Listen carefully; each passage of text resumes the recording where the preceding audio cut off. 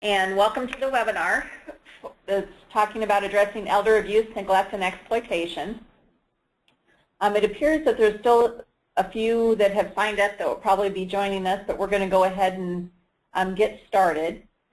So when I was coming up with this presentation, I had to keep reminding myself that most of you, well, all of you actually, will be taking mandatory reporter training. So I was trying not to duplicate a lot of the information that you'll get there as well, but also want to make sure that we talk about what we need to talk about when you're working with the ADRC and you encounter individuals that you suspect may be going through or potentially heading towards elder abuse, neglect, or exploitation. I also have sent this PowerPoint to Ruth. So if there's people that would like the PowerPoint, either I can send it out to you afterwards or Ruth can, whichever works best. Also, on the right-hand side of your webinar, there is a place for questions. In order for quality purposes and to kind of cut out the white noise and the background noise on the webinars, everybody is muted, but we definitely want to address questions if you have them. So if you have questions as we're going through the presentation, please go ahead and to your menu on the right-hand side of your screen and type in your question. And then towards the end, I have built-in time so that we can address any questions or comments that people have. If I don't answer your question to your satisfaction, or you still have questions and it just really isn't clear, because this is a very confusing topic, so please don't be shy about asking questions. Excuse me, my name and email address and phone number is also at the end, the last slide in the presentation. And do not feel bad about contacting me and asking me further questions, because sometimes these we just have to kind of talk through them and figure out the best solution. So also for some of your coworkers that may not have been able to attend today's session, these sessions are being recorded and placed on our website so they can be listened to at people's convenience.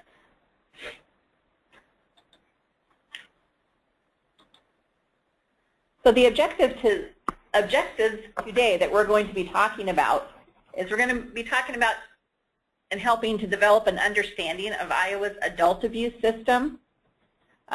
It's very fragmented. It's, again, can be very cumbersome and confusing. I would say that when I first started in this field, it was a lot more confusing and there was a lot less resources. So we have come a long way, but there's also still a long way that Iowa needs to go. And we've made great strides, though, as well. We're also going to talk about how to enhance awareness of the state agencies' roles and responsibilities. Hopefully that will help provide some more clarification and also some understanding, increase the knowledge base of why this can be such a confusing topic to address. Also, you should be able to identify suspected abuse, neglect, and exploitation. Again, and I'll say this repetitively throughout the session, that we really stress the suspected. We do not have any expectations that people are little mini detectives or law enforcement or attorneys to where they figure out exactly what's going on in individual situations. But we do want to create a knowledge base again, and also an understanding of what to look for and what constitutes abuse, neglect, or exploitation, and how to identify those different areas. And also how to create a resource and response options plan. I also am very much aware that the different people that have signed up for the webinar have different roles in the ADRC. So some of this might pertain to you and some of it maybe not so much, but it never hurts to know the information and to build upon it. So here we go. So we start out with elder abuse. What is it? As you can see on your computers, or hopefully it's coming through this way, there's an elephant that's laying on a couch talking to his psychiatrist, and his eyes are pink and kind of dazed and spacey, and he says, "I'm right there in the room and no one even acknowledges me." So elder abuse basically has been, over the years, and continues to be, the big elephant in the room that, for whatever reason, different professions, different facets, they just really don't acknowledge it, or they see it but they don't really understand the magnitude and the complexities that go with elder abuse.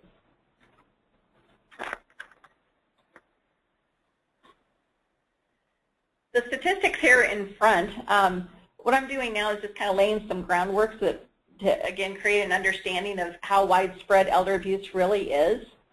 And the information here is provided from the National Adult Protective Services Association, NAPSA. And these are nationwide statistics. And what we find is basically from state to state, they pretty much mirror what the national statistics are as well, including in Iowa. Elder abuse is common. 1 in 13 people, 60 and over, report abuse. And when you think, some people's minds go with numbers and statistics. Mine, I always kind of need a visual to go with it as well for me to understand the impact. But when they compare that to the same prevalence as coronary heart disease, to me that just, it's very impactful, and it puts a new light on how common elder abuse really is. It's also lethal. Victims are 3 times more likely to die. And what that means is after someone 60 plus experiences some type of abuse, neglect, or exploitation, just the fact that they have experienced it is so traumatic that it has a lot of emotional consequences that go with it. There's several studies out there that have shown that the emotional, the chemicals that are released in in our brains, in humans' brains, when these types of things happen, are very, the magnitude of them is so much so that it has physical effects on our body.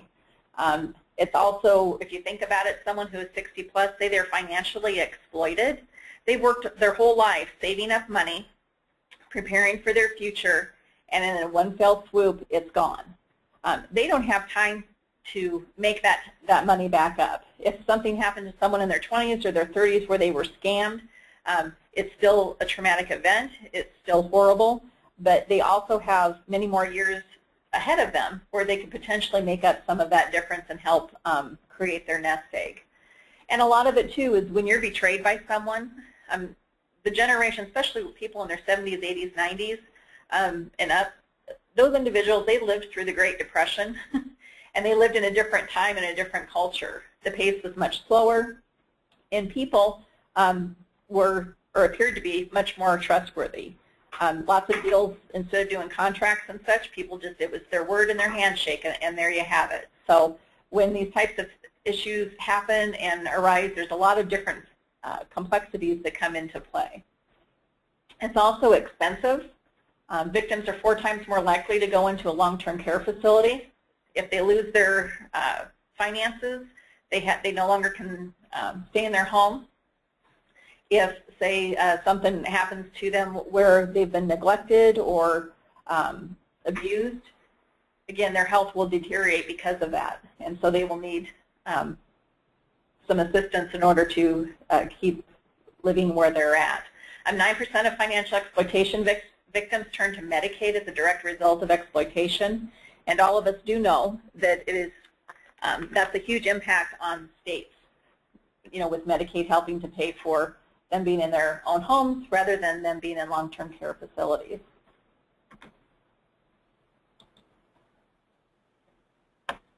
As I was saying just a couple minutes ago, that elder abuse does have very complex dynamics when you look at it. It's a very complex phenomena, and there's no single theory or dynamic that will explain all elder abuse. I think this is one of the biggest barriers that I have experienced as well over the last several years, is the fact of when you're trying to explain to somebody what elder abuse is, most of them typically think of somebody hitting grandpa or grandma. And there's a lot more to it than just that. If it was that simple, horrible, but yet that simple, there would be, it would be very easy to address the situation and help with the preventing and be very clean cut, and it isn't. Elder abuse may also resemble different kinds of abuse and criminal conduct. We'll talk about that a little bit more as we get into the presentation. But when you think of other kinds of abuse, sometimes it really does resemble domestic violence. Sometimes it does resemble other crimes. And sometimes it overlaps into these different areas, and it would fit all of these different It may be domestic violence, but it's also elder abuse. It may be domestic violence and elder abuse and also be a crime. So as you can see, it just depends on the situation and the circumstances. It's also its own unique form. It's also very rare when you find elder abuse type situations. It's very rare to find just one type of elder abuse occurring. What that means is if someone is being neglected, most likely they will have some other facets of elder abuse that are in there. They may be, not only are they being neglected, but they are might be financially exploited as well. Meaning if you have grandson coming in and he's taking all of grandma's money and financially exploiting her, yet he was the one that was hired to, in whatever shape or form, informally or formally, he's her caretaker and he's not taking care of her, it's going to show in being neglectful. He may also be physically abusing her or emotionally intimidating her.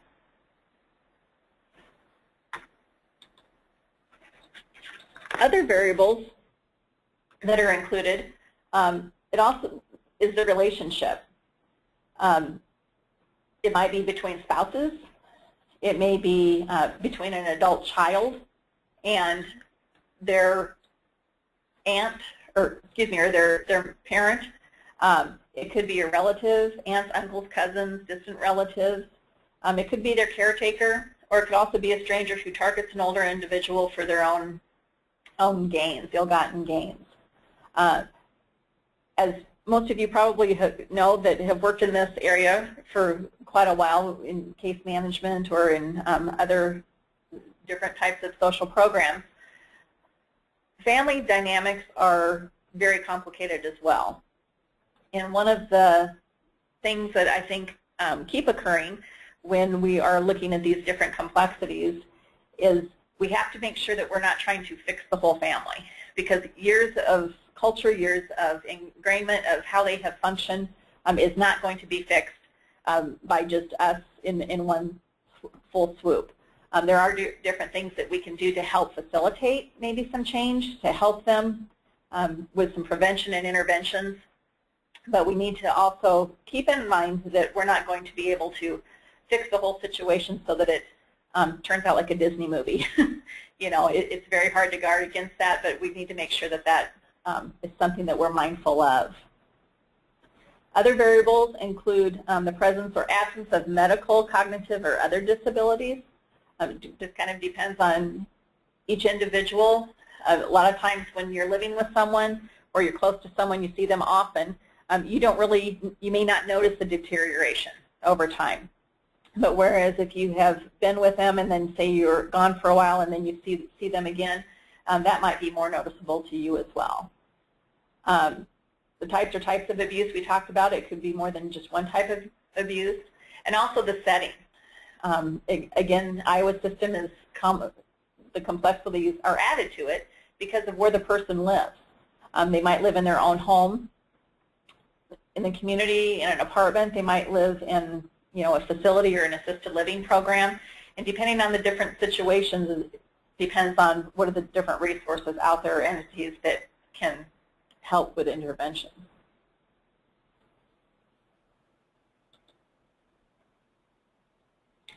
Depending on the victim-offender relationship and the type of elder abuse, we kind of talked about this a little bit earlier, that elder abuse may resemble domestic violence. You know, if they've had domestic violent relationships and so the day they were married, just because they turned 60 does not mean it all of a sudden becomes elder abuse. But then there's also some cases where you have domestic violence where the abuse doesn't occur until after the age of 60, when, for whatever reasons, if there's medical reasons, there may be some mental debilitating illness that has been encountered. There's a lot of different factors that are in there that can cause the abuse to occur. It may also resemble child abuse. Now, while we have in our public awareness campaigns and such, we really try to stay away or steer away from comparing elder abuse to child abuse. But the reason why it's included in here is when we're looking at things, if the parents have, say if it's been a family that has been dysfunctional since day one, and for generation upon generation. If you have parents that were physically abusing their kids, chances are that those kids, if they're the caretakers of the parents, when they get older, that abuse is going to come into play as well. There's vast differences between child abuse and elder abuse, but there is also some similarities. And one of the biggest differences, though, with child abuse, why you can have interventions there, is when you're looking at a child, there's more laws and more interventions available because you are removing a child from a situation. When it comes to an adult, the adult is 18 or older, old enough to make their own decisions, and they have a say in what happens to them. Also, the fraud or the phenomenon can stand on its own with its own complexities of the relationship, individual vulnerabilities, and context in which it occurs. So as you can see, as we went through those, there's a lot of different factors that come into play. I think it's important for us to kind of lay that groundwork so that it helps with the understanding of why Iowa's system is so fragmented, because it's a complicated issue, again, nationwide. Does that mean we can't do anything to address it? Absolutely not. But we also need to know what is out there and why things are the way they are. When we're looking at Iowa's adult abuse system, we need to look at two different factors. One is the fact that with elder abuse, it is defined underneath the Federal Older Americans Act, and as this audience knows, since you're with the area agencies on aging, that is where the Department on Aging receives its mandate of how we will address this type of an issue. Until, gosh, just recently, this last legislative session, a bill was signed into effect. It was Senate File 2239. It was signed May 30th, and it will be effective July 1 of this year. And it's Iowa Code 235F. What this section is, it is titled Elder Abuse Relief. And in there it has some good stuff about elder abuse. It wasn't as much as what we were hoping for, but it's definitely a step in the right direction, and we'll talk about that a little bit more towards the end here when we go over the legislative steps that have occurred this past session. So until this bill was signed, Iowa did not have an elder abuse law. So we being the Department on Aging, under the Federal Older Americans Act. Now, what we need to remember, too, though, with the Federal Older Americans Act is that it charges us with the prevention and awareness of elder abuse, neglect, and exploitation. However, we did not have a state definition. We also do not have authority to intervene in the sense that we cannot do removals like what the Department of Human Services does with dependent adults. We do not have state authority to do anything besides basically prevention and awareness. So again, Iowa Code 235F is kind of moving us a little bit forward in the fight against elder abuse, but how that's going to play out is soon to be determined. What Iowa does have, and what we have functioned under the last, 25 years, is the Dependent Adult Abuse Law. The Dependent Adult Abuse Law is the law that the mandatory reporter training, that's included in that. So mandatory reporter training is for dependent adult abuse. There's two laws for that. One is Iowa Code 235B, and the other one is Iowa Code 235E. 235B is underneath the Department of Human Services, and they investigate dependent adult abuse in the community and such. Iowa Code 235E is with the Department of Inspections and Appeals, and they address abuse, neglect, and exploitation in long-term care facilities, hospitals, and programs. We'll talk about that here in the next couple of slides too, a little bit more. This dependent adult abuse laws, they have criteria that have to be met before either of those two entities, the Department of Inspections and Appeals or the Department of Human Services, before they can even intervene. These three criteria that are on your slides: you have to be a dependent adult, there has to be an allegation of abuse, and there has to be a caretaker. Those three criteria have to be present before under Iowa code they can do any type of acceptance of the referrals and go out and investigate, evaluate what is going on in these situations. What you can kind of visualize here is this is one of the, while this is great and the laws are, dependent adult abuse laws are necessary and we're glad that they are on the books, one of the problems though is that with these three criteria it's very constraining. If you think of those three criteria as a funnel and you have all of these individuals, say for dependent adult abuse 60 and over, or excuse me, 18 and over, that may be experiencing abuse, neglect, or exploitation, when they come through to inspections and appeals or the Department of Human Services, their funnel of these three criteria have to be met.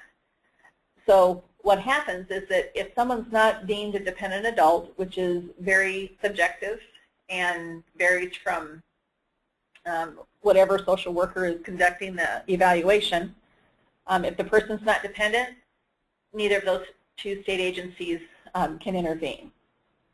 If the person is dependent and there excuse me, is an allegation of abuse, however, it's not a caretaker that's the perpetrator, suspected perpetrator, then that throws it out of the funnel. So what you can see what is happening is that it really narrows the focus of how many cases those different entities can take, which leads us with a problem of how are we going to address those different situations. Basically, with the dependent adult abuse law, I mean, when it was developed, you know, they modeled it after the child abuse, and the intentions were very good. Unfortunately, the result over time, what has happened is that basically Iowa is saying, you know, if you're not dependent enough, we can't help you. If it's not the right person that's causing your abuse, then we can't help you. And that's one of the beauties of the legislation that has passed, and is to help address a lot of those people that do not make it in the funnel. So this slide just lays out a little bit more the Adult Abuse State Department roles. Again, I think the state does a really good job of confusing people on exactly how all of this rolls out and who does what and who's on first and all of that kind of stuff. So laying it out here for you, the Department on Aging, again, we are governed under the Older Americans Act. Also, Iowa Code 231.56A.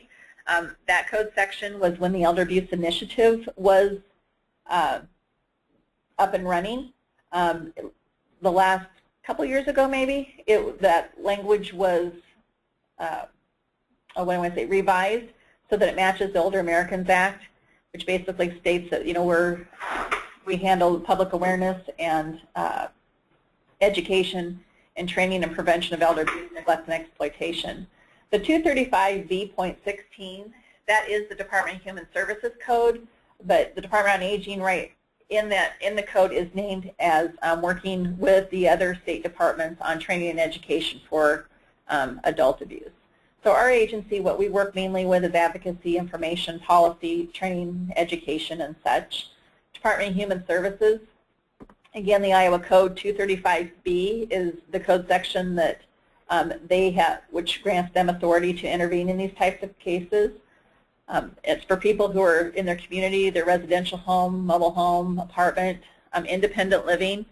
And this is one of the parts where it gets confusing, is that Department of Human Services also is the one that will be called in for evaluations, assessments for individuals who are living in facilities, programs, or hospitals when the perpetrator is not a staff or employee of that entity. So say you're living at Happy Living facility, and that's where your residence is, and it is your daughter that's coming in, and she is financially exploiting you, and she says, say for example, she's your power of attorney. If you have a power of attorney, or somebody's your power of attorney, guardianship, conservatorship, anyone that has those documents that are over you or helping you, that automatically makes you a caretaker.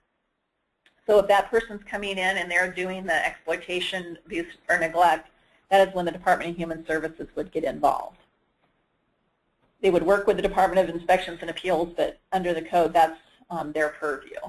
And then the Department of Inspections and Appeals, they're with Iowa Code 235E, and they do investigations in facilities, healthcare facilities, hospitals, and programs. Programs are assisted living, elder group homes, and adult day services.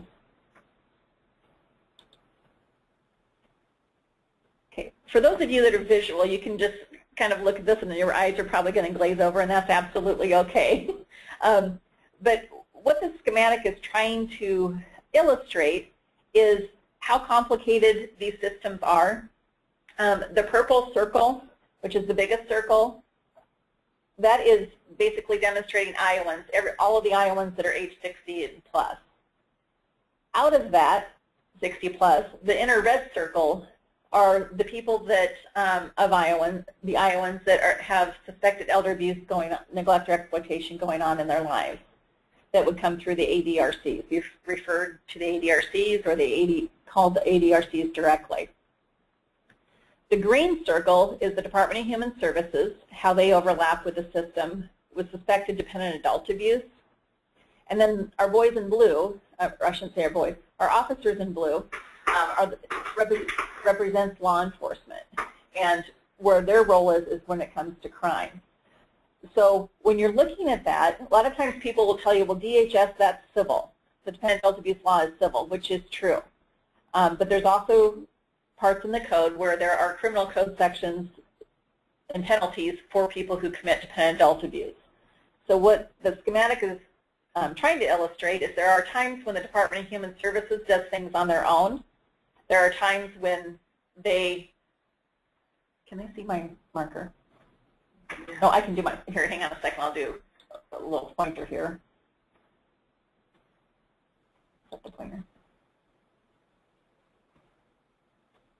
Okay, I'll just keep talking because I'm not sure if you can see this pointer or not. So with law enforcement in DHS, there are times when they, okay, I shouldn't have started trying to play with the fun tools. There's times in here, I won't color that all in, there's times when they work together and the ADRC will not be involved. There's times where all three of you will be involved in the same kind, and I'm not coloring within the lines here very well. But basically what it's showing is that there's times that DHS and law enforcement will be working together. There's times that they'll be doing their own thing. There's times that DHS and ADRC will be working together, and there's times that they won't. So as you can see, it's kind of hard to illustrate the different, or what this illustrates is the complexity of the system and why it's hard to just give people a clean-cut answer of, okay, my mom is going through this, what do I do? My dad is experiencing this, what do I do? There is no clean-cut answer until you actually need to kind of get into each of the scenarios when you're talking with them. Okay, I'm going to have to fix my screen now. Sorry. Because I just lost my...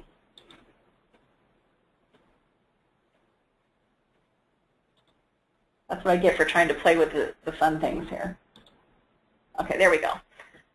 Okay, so Linda, what does this have to do with ADRC and when we receive calls? What it has to do with it is there's a lot of different things that you need to be considerate or take into consideration. One is I wanted to illustrate the complexity of the situation. Two, I'm going to be talking here quickly about the different communication barriers that is going to occur, and a lot of this might seem like no kidding, but it's important to understand that it's not just, when people are going through this, there's a lot of things that we need to do, and I know that we're all fast-paced and we have a million things on our plate, but these types of situations, we just really need to be very mindful, very patient, and considerate, and let them tell their story on their own time and in their own way, because it's very stressful, and just for them to even call or anyone to call is a huge step, and we want to make sure we don't deter or discourage anyone from pursuing it. So it's important to use clear and simple language. Again, be direct, move from more gradual questions to exploratory. There might be times that when you're sitting on the phone that you know that they're wanting to say something, and you just kind of have to go with your your training and your gut instincts too as well, is, and you'll learn your own balance as well, but sometimes it's a need to kind of push and prompt, or I shouldn't say push, to prompt and facilitate, and there's times where they just need to listen and kind of gather their thoughts of how they want to describe things to you. Make sure that you're an active listener and allow for periods of silence. It's okay for things to be quiet. I have a very hard time with that because I'm a talker, but when people call, and whether it's the actual victim or someone who's calling because they're concerned about someone, again, it's very emotional, and it's very embarrassing and hard to address these situations. So again, make sure there's sufficient time so there is no pressure. And if at all possible, and I know that you would only have certain controls on this, but keep background noise to a minimum. I know a lot of times that is very, very hard, but it's hard enough for them to call and to make these conversations and to discuss the situation, but if they feel like they're competing with background noise, that just adds to the pressure and the stress. Different supportive ways to respond to an abuse victim. Again, allow time for them to speak and listen. I purposely put this in here more than once because that is a cornerstone of most of this. Also empathize and validate the person's feelings, but be guarded against agreeing with them. Just, again, validating their feelings, but we also want to, you might need to ask clarifying questions when you're talking to them. Again, with communication, just because they say it one way, repeat what you think that you hear them saying. Say, well, you know, when I hear you saying that my son is being mean to me, what exactly do you mean by that? You know, can you tell me, can you give me some examples or some ways of what's occurring? Because there might be something about, well, he won't let me have a BLT on Tuesdays. That's a lot different than, you know, that might be somebody's being mean, and then there's a difference between that and, well, he keeps me in my bedroom and he leaves me for hours on end and I can't use the toilet without anybody's help. Those are completely two different scenarios, but they could come from the same sentence of my son is being mean. Make it clear that abuse is always wrong and it's not that person's fault. We all make choices and we all make poor choices, and we can't be responsible for each other's choices. So speak directly about the violence, and also respect their person's right to self-determination. Self-determination is a hard one, and it's a quick, slippery slope.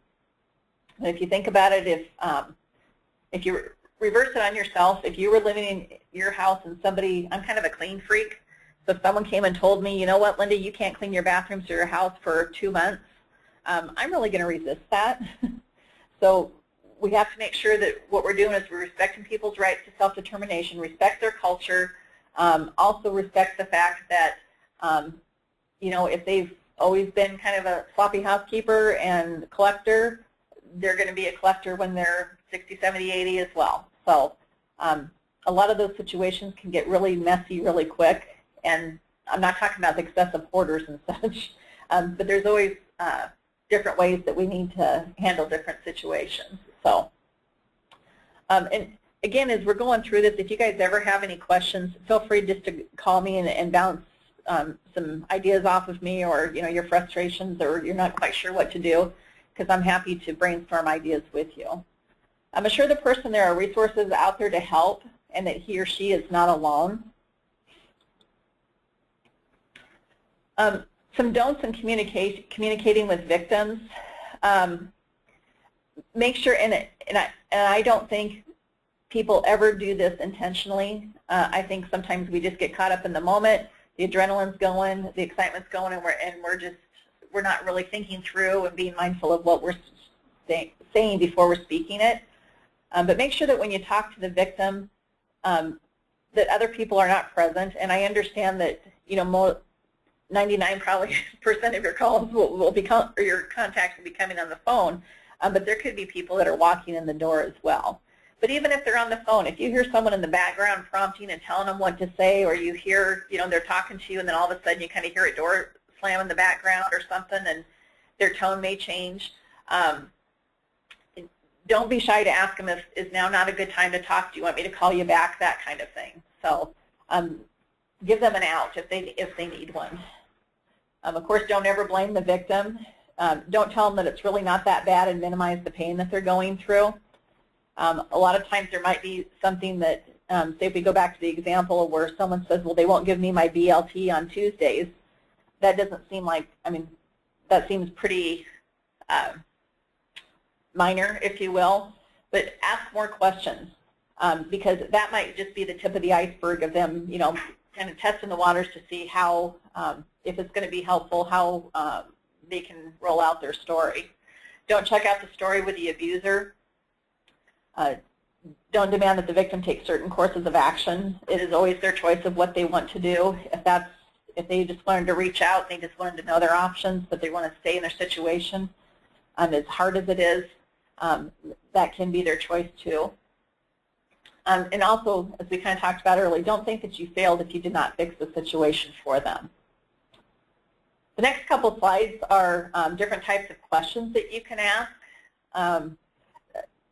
For me, it's kind of helpful to have some different ideas for when the calls come in, and then you'll also you will develop your own style and your own methods, you know, as you're experiencing these different calls.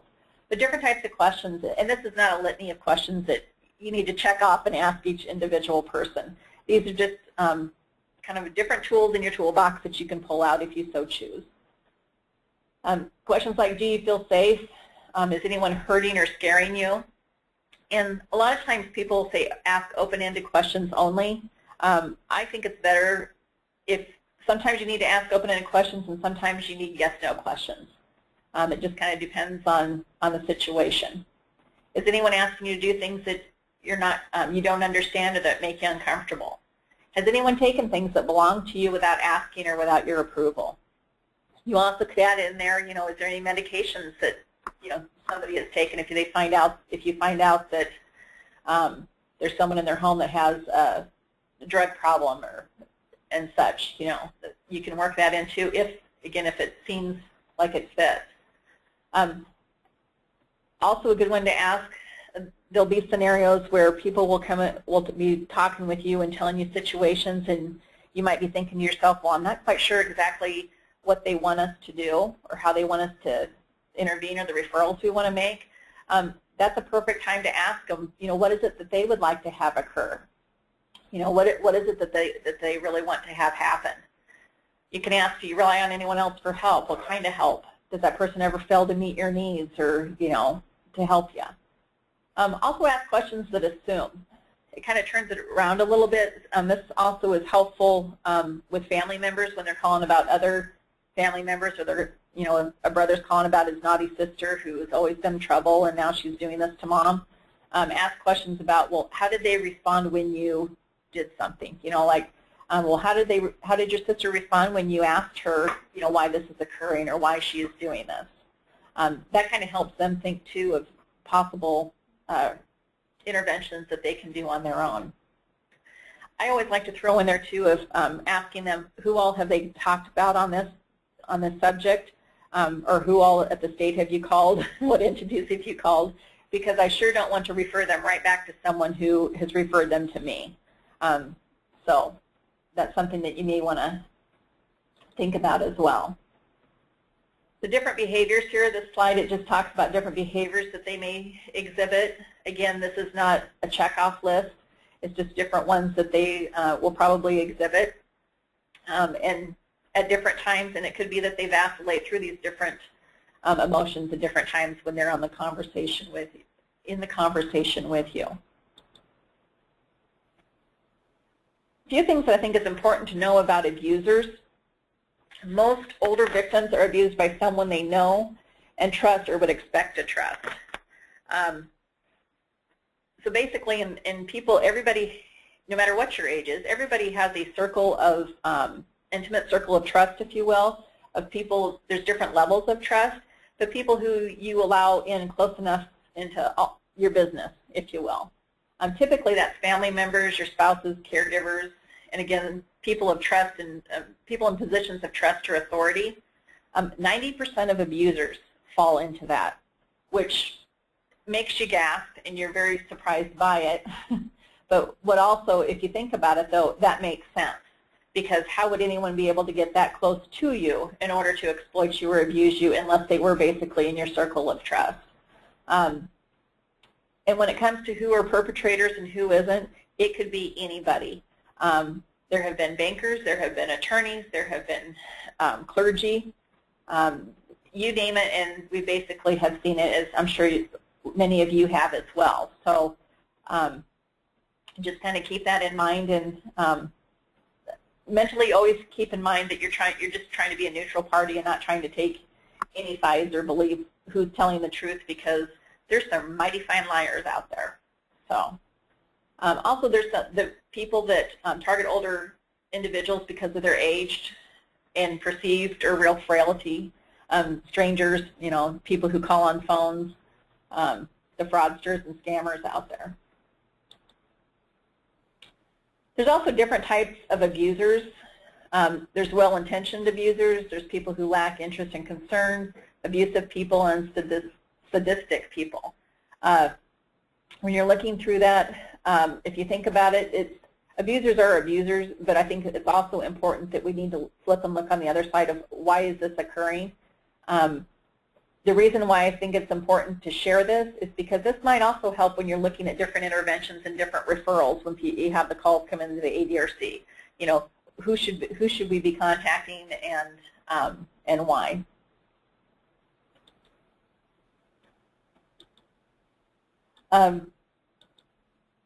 Common characteristics of perpetrators. Again, we talked about this, and I just want to again stress, you know, persons are typically in people who are in position of trust. And when we think of adult children or people's children, when you're in your 80s and 90s and it's your children that are doing it, typically your children are in their 60s. So it's also adults who are, I mean, it's older adults that could be perpetrating on older adults. Also, we get the grandkids in there as well. There's all sorts of creative ways anymore that it seems that people are coming up with of how to exploit grandma. The most recent one was 5 kids that they had grandma sign all of their they forged grandma's signature on all of their student loans. So in those types of situations, it's all open, and again, you just never know where you're going to find perpetrators or when things happen. They're opportunists. They see it happening, or they see an opportunity and they make a poor choice and they just snatch it. They also try to make sure that people are insulated from others. Their ability to target, stalk, groom victims without raising much suspicion. A lot of these perpetrators, if you look in their past, they basically have perpetrated on some level for long periods of time, and basically it's their job, quote unquote, to perpetrate on others and not to be productive in society, but more to leech off others. There's different scenarios that you'll encounter when people call. It could be that the victim is competent to make decisions and wants help. It could be that they're competent to make decisions and they don't want help. Someone might be calling and saying, hey, you know, I think mom needs help, blah, blah, blah, blah. But mom says, you know what, this is the way I want it and I don't want any help. That happens as well. Also, it could be that a victim is incompetent to make decisions, and someone else needs to make decisions for that person. That might be when you need to have maybe some help with family meetings and conversations of legal interventions that may need to occur. Also, it could be that the victim is competent to make decisions, but there are barriers to that person being able to ask or accept help. There's a lot of different scenarios where you have family members that, again, insulate these individuals, and they're trying to, I'll get that off there, trying to insulate these individuals, and they're trying to use them for their own ill-gotten gains, or they're just, nope, we don't need any help, we can take care of our own, so get away from us. So, different type of intervention outcomes could be that the people accept services. It could be that they lack capacity to consent, or that they don't accept services. Again, I'm just trying to really drive in that sometimes we'll be able to help and sometimes we won't. And sometimes people will call and ask for help, and you'll walk them through different steps and they'll say, okay, no thank you. But then it might be that they call back and like a month or whatever later. They just need some time to process and to get comfortable with that step. Our goal is to meet them where they're at. So what happens when these calls come in, and with all of this knowledge base that you have, what do you do? The first thing is that if it's an emergency, if there's life-threatening, or if there's a possible crime, call law enforcement. Now, I know that over time people have said, I've done that before, and law enforcement says, what do you want us to do? We still say we want you to call law enforcement, because we also hear from law enforcement that state, we need to be called right away, because if time is of the essence when it comes to law enforcement, because they need to gather evidence, and again, time is their friend, so they need to, it can be their friend or it can be their worst enemy, but they need to be called right away so they can get in and do whatever they need to do in their process. For suspected dependent adult abuse, and again, you get this in your mandatory reporter training, but as soon as you suspect that if you suspect the person's dependent, if you suspect it's a caretaker, and you suspect that there's abuse, call it into, more than likely it will be the Department of Human Services. My guess is you'll get mainly community calls coming in. But as those services are going, as you report those in, we also need to do referrals. So if you think about it, it's more like kind of like casting a wide net when it comes to elder abuse. You throw out a bunch of different referrals and also reports depending on the situation of what they need. And I'm sure you guys have already done this or in the process of doing it, of customizing a list of local resources in your area that you can refer people to. In addition to that, the next few slides are statewide referral numbers. Sometimes,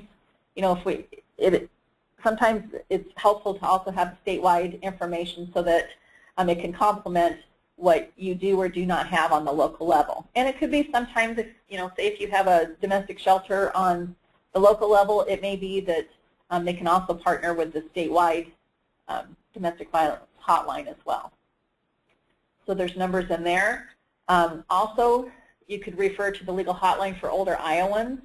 That is a free entity or a free service for individuals. It's not criminal, it's civil, but when it comes to different situations, again, you kind of want to go through these different referrals and see where does it fit and when.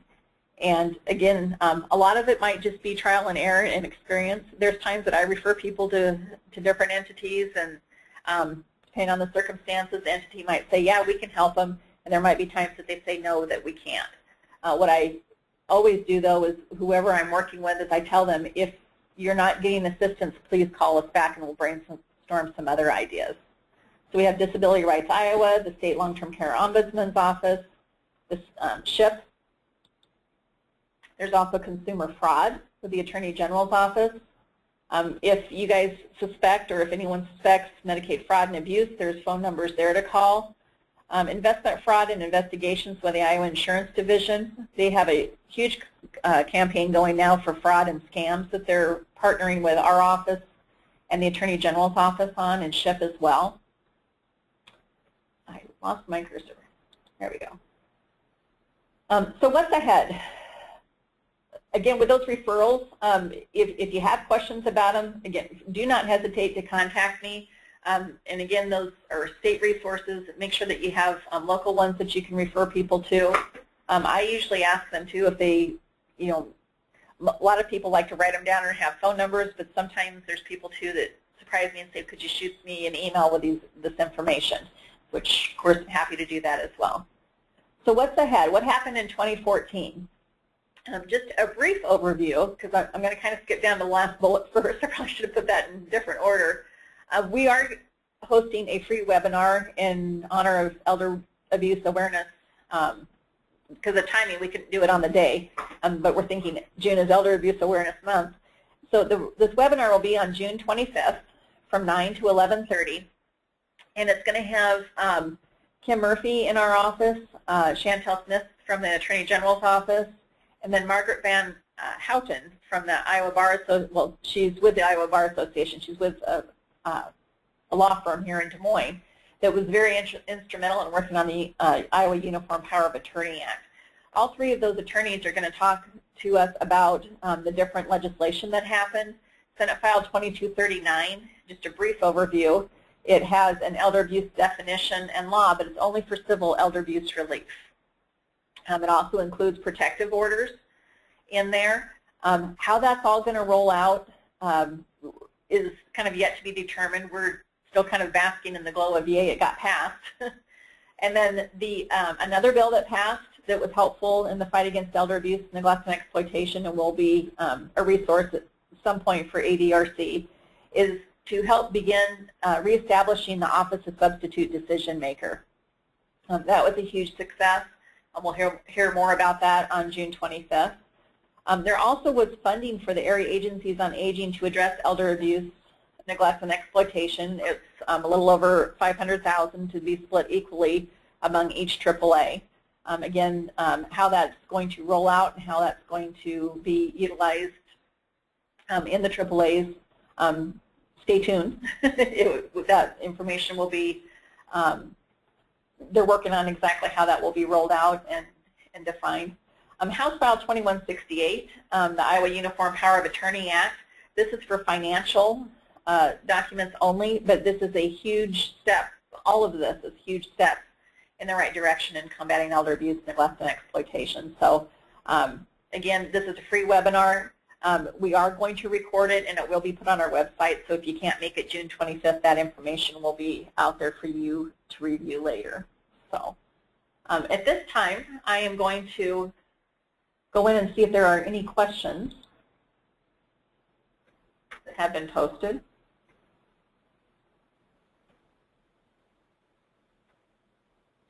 I'm not seeing any at this time. I've either overwhelmed you or I put you to sleep, or maybe a combination of both. Or you're probably just processing. And again, if you guys ever have questions about this, or if you want to call me and say, Linda, I have someone who called in and this is going on, I'm not quite sure what to do. Again, don't hesitate.